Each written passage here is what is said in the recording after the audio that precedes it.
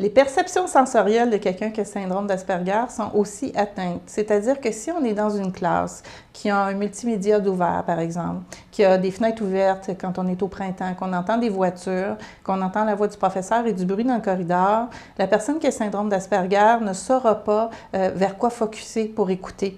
Parce que tous ces bruits-là vont arriver de la même façon en même temps au cerveau et il ne sera pas priorisé. Donc, ça va énormément l'agresser et le déranger. Il va perdre sa concentration et il saura plus ce que le prof dit. De plus, quand ils ont une entrée d'information, il faut qu'ils en aient qu'une seule. C'est-à-dire que quand on explique, si ce qu'on écrit au tableau est différent de ce qui est dit, ils n'arriveront pas à comprendre. Ils vont être mélangés. Si, par exemple, on leur explique quelque chose sur une feuille, puis on fait le dessin, on doit dessiner ce qui est dit, pas autre chose. De même que souvent, comme ils privilégient surtout ce qui est dit à l'oral que ce qui est vu, ils vont être portés à ne pas regarder la personne quand la personne va parler, puis ils vont tourner l'oreille afin de bien saisir ce qui est dit. Donc, on ne doit jamais forcer quelqu'un qui a le syndrome d'Asperger à nous regarder dans les yeux quand on parle parce que ça va justement le déconcentrer. Il va voir beaucoup de choses bouger, mais il ne pourra pas bien suivre ou écouter. Fait qu'il va tourner pour se concentrer. Une autre facette du syndrome d'Asperger, c'est que tout ce qui est non-verbal, ils n'arrivent pas à le décoder.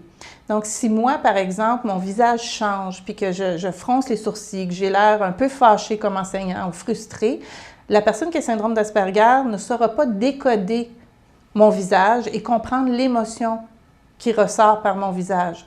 Donc, il pourrait aussi bien se mettre à faire une farce ou venir me parler au moment où je serai dans une émotion intense, puis je viens de chicaner ou d'engueuler des étudiants. Donc là, il ne réalisera pas que ce n'était pas tout à fait le bon moment de venir me parler. Le non-verbal, pour eux, n'existe pas. Ils doivent apprendre à se présenter, à dire bonjour. Ça doit leur être enseigné verbalement au niveau de la façon de bouger socialement. Souvent, les jeunes vont apprendre par imitation de leurs parents comment on doit entrer en communication, en relation, rentrer dans un bureau, dans une classe ou dire bonjour. Eux, ça doit leur être dit. Quand tu rencontres quelqu'un, tu dis bonjour et tu serres la main. Alors, ils vont le faire comme ils ont appris, ça va être très formel. Évidemment, plus ils vieillissent, plus ils vont apprendre des informations. Comme par exemple, si je dis « je cogne des clous », au départ, le jeune Asperger, il va dire « voyons, tu ne cognes pas de clous, là, tu es assis sur ta chaise ». Puis on doit expliquer « cogner des clous », ce que ça veut dire « bon, je m'endors, puis je vais tomber endormi bientôt ». Là, plus il vieillit, plus il va en avoir entendu, il va s'être fait expliquer, il va être capable de les comprendre. Mais tout ce qui va être nouveau en termes de langage, je dirais, poétique ou abstrait, ils ne comprendront pas. Fait que c'est avec les années et le temps et les explications verbales qui vont s'adapter. Mais ce qui fait que comme dans une vie, il y a toujours des nouveaux événements, il se passe toujours de quoi de différent d'une journée à l'autre, on ne peut pas pallier à tout ça. Donc, ça va arriver qu'ils vont avoir l'air bizarres. Si je prends l'exemple d'un élève Asperger à qui on a montré quand il arrive au cégep qu'il doit arriver à son cours 10 minutes avant, il va près de la porte puis il s'assoit, là, il va comprendre comment il doit fonctionner. Puis là, il va le faire. Puis on lui montre avant que les étudiants arrivent. Mais il peut arriver une bonne journée, et c'est arrivé à un étudiant qui vient pour arriver à son cours 10 minutes avant, mais qu'il y a plein d'élèves dans le cours, puis il y a un prof en avant. Mais là, il va être en détresse parce que ce qu'on lui a montré, c'est que quand il arrive 10 minutes avant, il s'assoit dans son cours, puis... Mais là, la situation est nouvelle. Ça va le désarçonner, ça va créer de l'anxiété, puis là, bien, il va retourner vers la personne qui est la référence dans son milieu scolaire. Et on ne lui avait pas dit, et il ne fera pas le lien que ça se peut qu'il y ait un cours avant le sien qui doit tout simplement attendre et rentrer après. Fait on est porté à dire qu'ils sont coupés au couteau, ces étudiants-là, parce que extrêmement brillants dans un domaine quelconque, mais au niveau du jugement social, relations interpersonnelles, on voit qu'il y a une immaturité, puis ils n'arrivent pas à comprendre ça. Les Asperger ont un aspect aussi très rigide de la pensée. On peut penser comme une voie ferrée. Je dirais que quand ils apprennent quelque chose, c'est ça qu'ils apprennent et c'est comme ça que ça doit se passer. Et si on dit le mot examen, puis qu'on a un examen demain, bien c'est examen. Si dans notre langage on dit test, votre test de demain, l'Asperger va lever la main, va dire excusez, vous avez dit que c'est un examen demain, c'est pas un test. Ils vont avoir l'air de quelqu'un qui veut provoquer ou chercher la chicane ou, tu sais, bon, le petit Joe connaissant, là. Mais non, c'est parce que pour lui, un examen et un test, ça ne veut pas dire la même chose. Donc, l'exactitude des mots est très importante. Concret, précis, clair, court, ça va les aider à beaucoup, beaucoup mieux comprendre. Certains vont avoir une forme aussi de maniérisme ou de, peut-être on pourrait dire, de tic. Il y en a certains qu'on va rencontrer qui vont se balancer un petit peu constamment. Ou j'en avais rencontré un autre qui, lui, avait la montre qui ressemble à les anciennes montres de grand-père avec une chaîne, qui, lui, avait besoin de ce mouvement de balancement-là pour le regarder. Puis ça l'aidait à se concentrer en classe et j'étais avec une collègue et puis il faisait ça tout le long. Puis j'avais dit à ma collègue, si tu veux t'adresser, parce que c'était tous des Asperger, si tu veux t'adresser ou poser une question à des gens qui ont le syndrome d'Asperger, tu ne dois pas poser ta question en l'air. C'est-à-dire qu'on ne fait pas juste dire, est-ce qu'il y a quelqu'un qui connaît? Parce que quelqu'un, il n'y a personne qui s'appelle quelqu'un. Alors, personne ne va répondre. On doit nommer le nom de la personne, et puis là, à ce moment-là, la personne va lever la tête, va répondre. Puis c'est ce qui est arrivé à ce jeune qui n'avait pas l'air du tout d'écouter, puis qui regardait sa montre. Puis quand elle a nommé son nom, elle a posé la question, il a relevé la tête, il a répondu, puis il a redescendu la tête, puis il a continué.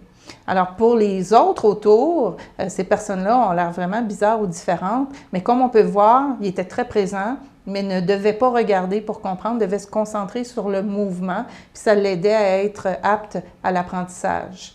Alors, ils sont souvent tous là, ils vont écouter, mais d'une manière différente des autres. Mais ils ont quand même besoin des gens. Malgré qu'ils ne sont pas aptes, parfois socialement, à entrer en relation, ils ont envie d'être avec les autres, mais sont portés à se retirer parce qu'ils sont intelligents, donc conscients qu'ils le font toujours de manière inappropriée.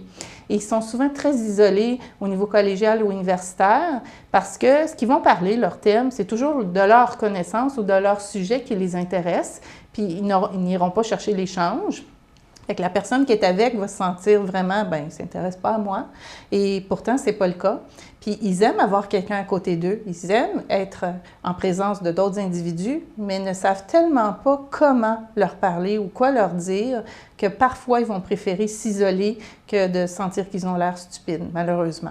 Donc, l'intégration au niveau collégial et universitaire se fait difficilement de par leur anxiété, de par ils ne savent pas quel local aller, quel endroit, et puis parce qu'ils sont seuls. Alors, ils vont manger seuls, vont aller dans des endroits comme pas la cafétéria qui est trop bruyante, puis les bruits vont les agresser.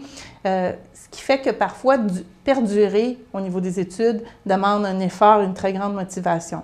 Ce qui fait qu'ils vont lâcher parfois, c'est justement les cours de français ou les cours d'abstraction ou de philosophie, parce qu'ils n'arriveront pas à comprendre ce que sous-entend le livre qu'ils vont lire ou ce que sous-entend le professeur ou l'ironie qui va être derrière la blague de l'enseignant. Puis ils vont passer à côté de la question. Alors, c'est sûr que d'avoir parfois un tuteur va les aider à mieux comprendre ce qu'on attend d'eux, mais ça leur demande vraiment beaucoup de volonté. Mais souvent, au niveau des métiers, quand ils ont terminé leurs études, les employeurs ont des questionnaires psychométriques. Certains vont rechercher des Asperger parce qu'ils savent que ces gens-là, au niveau, par exemple, de la recherche, quand ils vont faire leur travail, il va être extrêmement bien fait. Ils sont minutieux, sont perfectionnistes, sont parfois obsessifs. Donc, dans la recherche en laboratoire, ça va être fait à la perfection. Ils ont extrêmement confiance en eux. Et ça va être un endroit qui va être parfait pour eux dans un laboratoire. Ils n'ont pas à interagir nécessairement avec d'autres. Puis, ils vont très bien faire leur travail. Ce qu'on va voir aussi, c'est qu'ils ne sont pas capables de mentir et ne sont pas capables de se faire mentir. Parce que ce qui sort est toujours la vérité. Ce qu'ils disent, c'est supposé être comme ça et c'est ça. Et si on leur ment, par exemple, pour faire une surprise à quelqu'un, ils ne comprendront pas pourquoi la personne va mentir. C'est pas ça. C'est pas exact. Ce que tu viens de dire, c'est pas ça. Alors, un Asperger qui donne une réponse à un enseignant, on peut être quasiment certain que ce qu'il dit est vrai. Des fois, ça va nous sembler bizarre, mais ça va être vraiment vrai pour cette personne-là.